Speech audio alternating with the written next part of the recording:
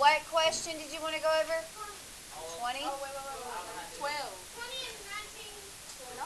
Okay, let's just start with 20. Okay. The first thing you have to do is factor it, which is not new. We spent 2 to 3 weeks working on factoring for the last test.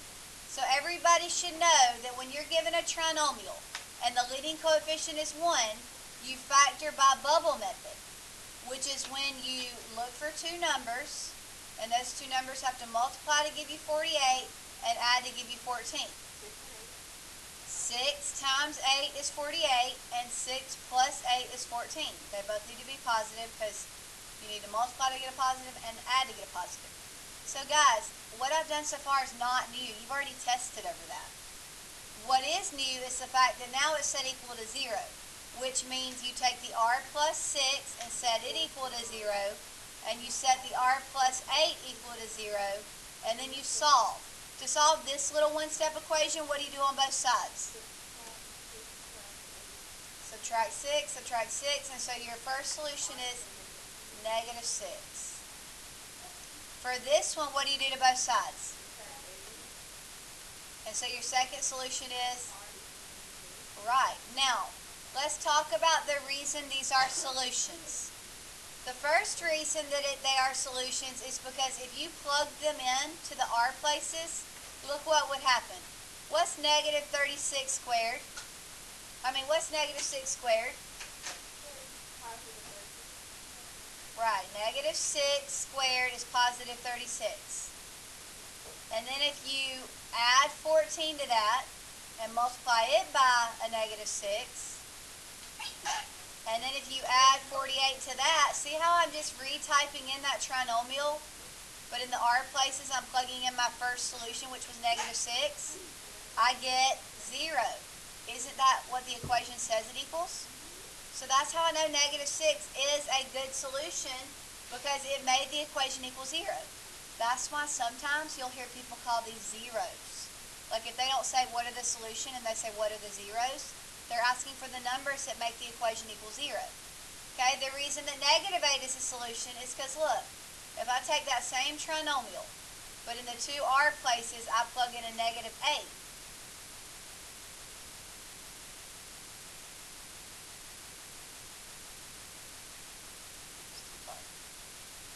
See how now I've replaced both r's of this trinomial with a negative 8, and when I hit equals, I get 0.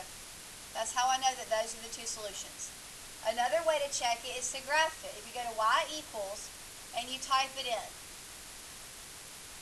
Okay, so r squared, but of course we have to use x's instead, plus 14r plus 48.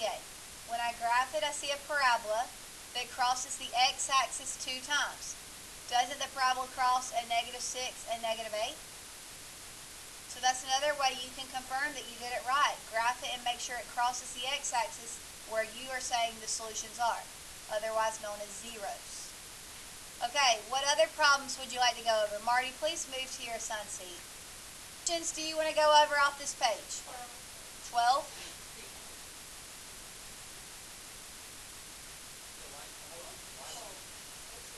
Okay, number 12. What is number 12? It's a binomial, okay? So we don't factor binomials with the bubble method. We factor them by first checking to see if there's a GCF. So the first thing you would do is you would write out both terms. M squared is M times M. 7M is 7 times M. So is there a GCF? Yes. What do they have in common? An M. So that's what gets factored out. That's what they have in common. Now, once it's factored out, doesn't it leave an M minus 7 on the inside? Because M times M is M squared. M times negative 7 is negative 7M. Now, just like we did with the other, you set both factors equal to that 0. So first you set the M equal to 0, then you set the M minus 7 equal to 0. Does anything need to be done to solve that one for M? No, it's done. So that's one of your solutions. And it makes sense of that solution because, look, isn't 0 squared minus 7 times 0 going to give you a 0? Now for your other solution, you have to add 7 to both sides, and so your second solution is positive 7. And that's because 7 squared is 49, 7 times 7 is 49, and when you subtract them, you get 0. Also, when you graph it, look what happens. Y equals m squared minus 7m.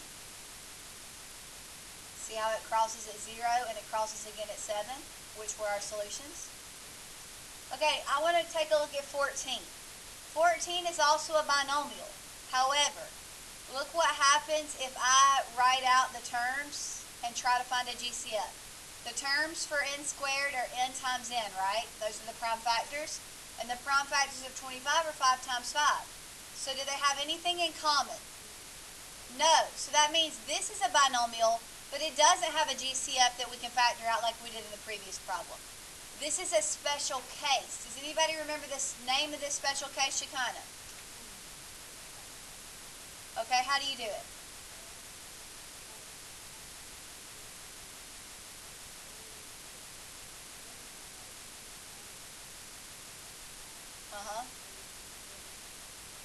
Right.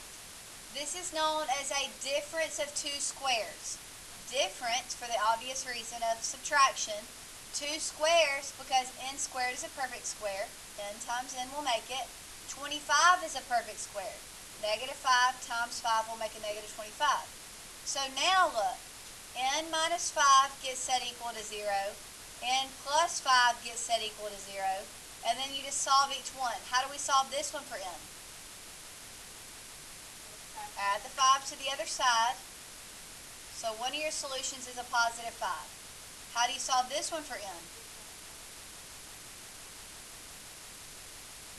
And so your second solution is a negative 5.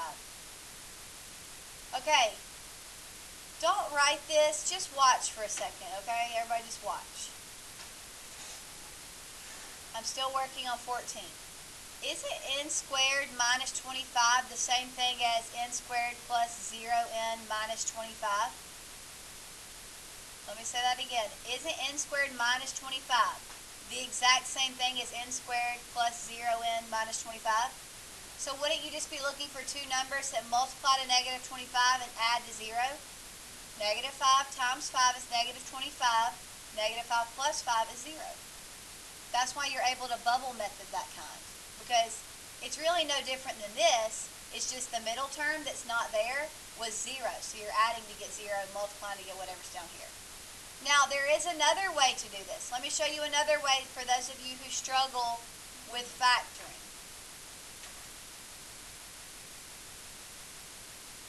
Okay, we have n squared minus 25. If we're trying to solve for n, we could try to get n by itself since there's only one of them. How would we get n by itself? Add the 25 to the other side. So now we have n squared equals 25, which looks like several of the problems we learned how to do yesterday. Now how do we get n by itself? Square root it to cancel out that power of 2, which means you have to square root this side, and the square root of 25 is 5. But we also learned yesterday that you have to put plus or minus on your answer because 5 squared is 25, but so is negative 5 squared. And isn't that what we got over here, a positive 5 and a negative 5? So there's multiple ways to do these. Okay, what other problems would you like to go over off the homework? I'll do one more before we move on.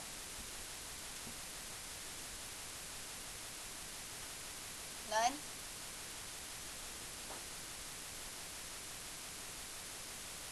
Okay, then go ahead and turn to page 5. Okay, what's different about the trinomials on page 5? What? There's a number out front greater than 1. On the previous page, every single leading coefficient was a 1 every single time, right? On this page, our first leading coefficient is a 5. Anytime your leading coefficient is greater than 1, you need to check to see if you can factor it out. That means, can it be divided out of each term? Can this one be divided out of each term? Yes. We divide by 5, and that will cancel out like b squared. Negative 20 over 5 will leave negative 4b, and negative 25 over 5 will leave negative 5. But remember, you divided 5 out, so it has to go on the outside. It's the GCF. And we did several of these on the last test. What I just did is nothing new. We did this on the last test. What's different is today we're solving, which is why it's set equal to 0. So now we have ourselves a trinomial that we can bubble method by looking for two factors that multiply to negative 5 and add to negative 4. What numbers will do that? Negative 5 and positive 1. Negative 5 times 1 is negative 5. Negative 5 plus 1 is negative 4. Okay? But then since it's set equal to 0, you have to set all of your factors to 0. Well, just watch for a second and I'll give you time to copy. If I set the 5 equal to 0, does that make any sense? No. If I set b minus 5 equal to 0, what would I do to solve it for b? Add that 5 to the other side. And so one of your solutions is positive 5. If I set the b plus 1 equal to 0, what do I do to solve for b? And so your other solution is negative 1. These solutions are also known as zeros because they are the two numbers that when plugged in would actually make all of this equal 0. Okay, let me show you. If I type in 5b squared minus 20b minus 25, but see how every time I said b I really put a 5 because that's my first solution? Look what happens when I hit enter. I get a 0. That's why this is called a 0. It's called a solution, but it's also called a 0 because it makes the equation equal 0. So I could do the same thing with the negative 1. 5 times b squared minus 20 times b minus 25 equals 0. 5 and negative 1 are the two numbers that make it equal 0. Also, if you graphed it, 5b squared minus 20b minus 25. But of course, when graphing, we only use x's, so you just have to use that variable. Look what happens when you graph it. It crosses the x-axis in two places, and aren't those two places a negative 1 and a positive 5? So do you kind of see why there's really no excuse not to be able to get these answers on a test? It's easy. Okay, let's try one more together. Well, I'll give you time to copy that, and we'll try one more together. Okay. 22. What is the leading coefficient for number 22? 3. Okay, so anytime you have a leading coefficient that's greater than 1, the first thing you have to check is it also a GCF? Is 3 also the GCF? Yes, because if you take all 3 of these, all 3 of them you can divide by 3 evenly. So that means we factor out the 3, and when we do that, what trinomial remains?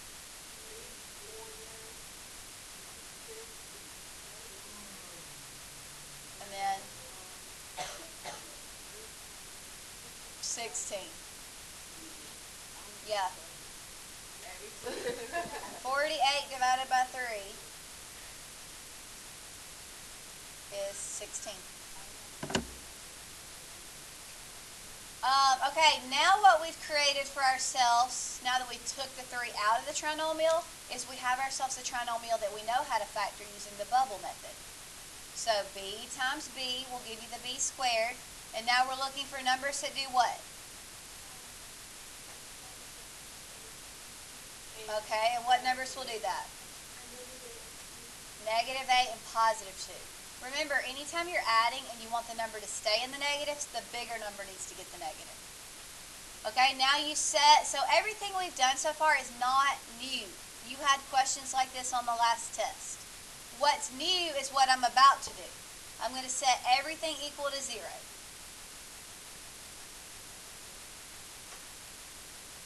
Okay, this one makes no sense. Plus, it's a quadratic. Aren't we only looking for 2 answers anyway? For this one, to solve for b, what do we do on both sides? Add the 8, add 8. So our first solution is b equals 8. For this one, what do we do on both sides? And so b equals negative 2. What are the solutions also called sometimes? Zeros. And why are they called zeros? When you plug them in, the b places or whatever variable it is, you get a 0. What else do they represent on the graph? The x-intercepts. That means if you graph this, it would be a parabola that crossed the x-axis at positive 8 and negative 2. Okay, I'm going to give you about 10 minutes to continue working on this page. I know that you know how to graph it and go straight to the final answers, but you need to practice the factoring part. Okay, everybody needs to practice the factoring. Okay, let's first look at something like this. X squared plus 6x minus 16 equals 0. If you were told to factor and solve that, you should all know how to do it by now. You would create two binomials, and you would need an x times an x to make the x squared, and you would look for numbers that multiply to negative 16 and add to 6. What numbers do that? Positive 8, negative 2. Okay, but then since it's set equal to 0, that's when you would set each of the factors equal to 0. And so that's how they ended up with the solutions of negative 8 and positive 2. Okay, that's what we've been doing so far. Okay, but look at this one. X squared plus 8x minus 10 equals 0. You would start by trying to factor. X times x is x squared. But what are some numbers that multiply to 10? 5 and 2, 10 and 1. Are there any other numbers that multiply to 10? Are you going to be able to get an 8 with either one of those combinations? No. So this is a trinomial that can't be factored. Sometimes they can't be factored. So we have to learn a new process to figure out the solutions, and it's called completing the square. Okay, the first thing you have to do is you have to move the constant value to the other side. So see this 10, isn't that the constant? And if you move that to the other side, wouldn't you have to add it over? Which is why it's now positive on that side. Okay, the next step is you would identify the b value. Now keep in mind, with all quadratic trinomials, the standard form is ax squared plus bx plus c. So what is the b value of this trinomial? 8. You're going to take that 8, the b value, divide it by 2, which would give you 4, and then you're going to square that, which would give you 16. You're going to add that 16 to both sides. Okay, see how it was just x squared plus 8x, and now they added 16 to that? It was just 10 on this side, they added 16 to that. What you've created for yourself now is called a perfect square trinomial. The reason this type of trinomial is a perfect square trinomial is because to get 16 and add to 8, and it's just 4 times 4, whenever your factors match, like everything, the sign and everything, that's known as a perfect square trinomial. Okay, so since they match, you're going to write it once and square it. Okay, look, 4 times 4 is 16, 4 plus 4 is 8. Now on this side, you just add those two numbers together, and that's where the 26 came from. Okay, since they match, you have to write them once and square it, but now we're going to immediately turn around and try to solve for x.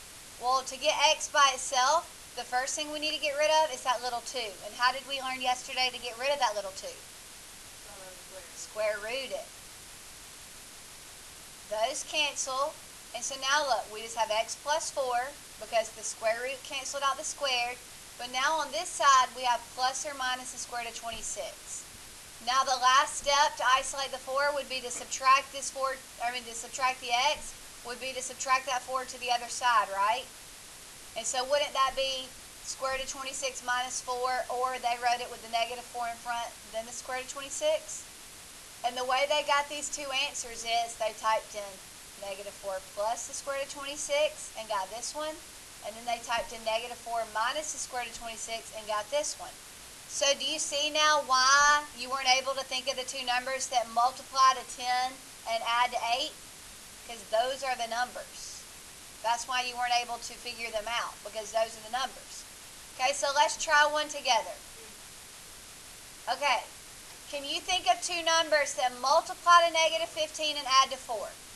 No, because the only way to get a 15 when multiplying is 3 times 5, which is not going to make a 4, or 15 times 1, which is not going to make a 4. So we have to use our new method of completing the square. And the first step in that method is to move the constant to the other side. What is your current constant?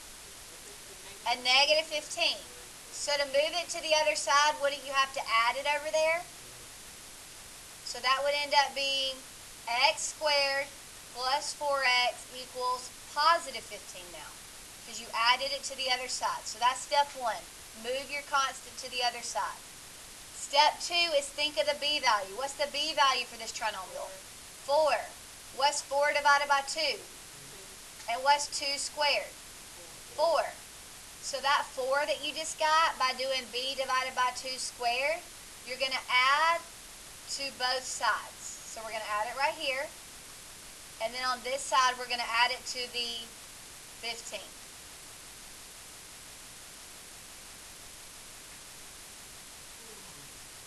Okay, now what we've created for ourselves is known as a perfect square trinomial.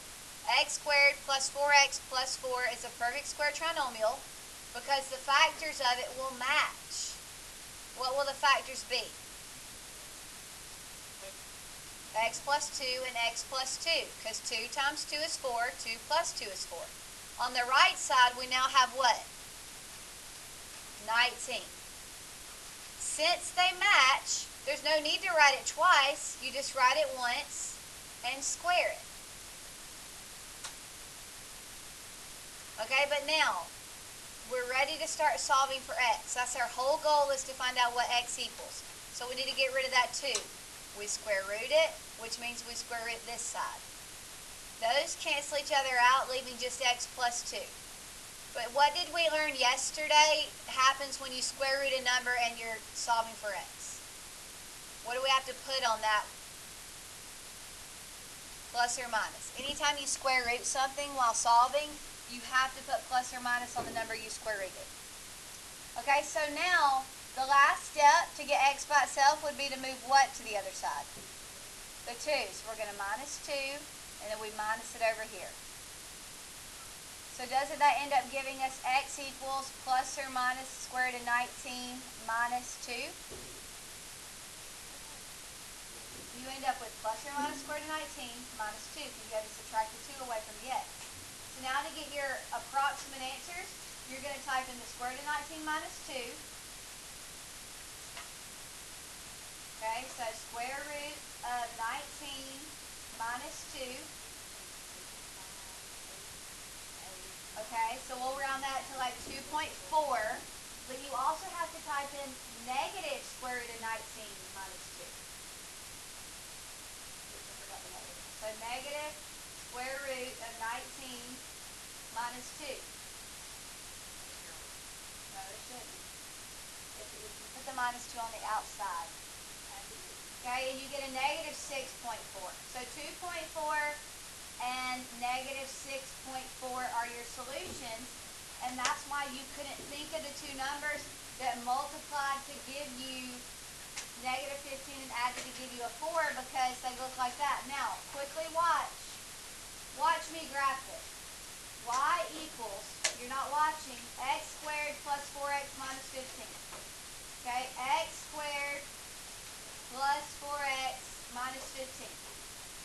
It forms a parabola that crosses the x-axis 2 times. Doesn't that look about 2.4 to you? And doesn't that look like about negative 6.4 to you? Okay, we're going to practice these the entire class period Monday. There's no homework. You may switch out.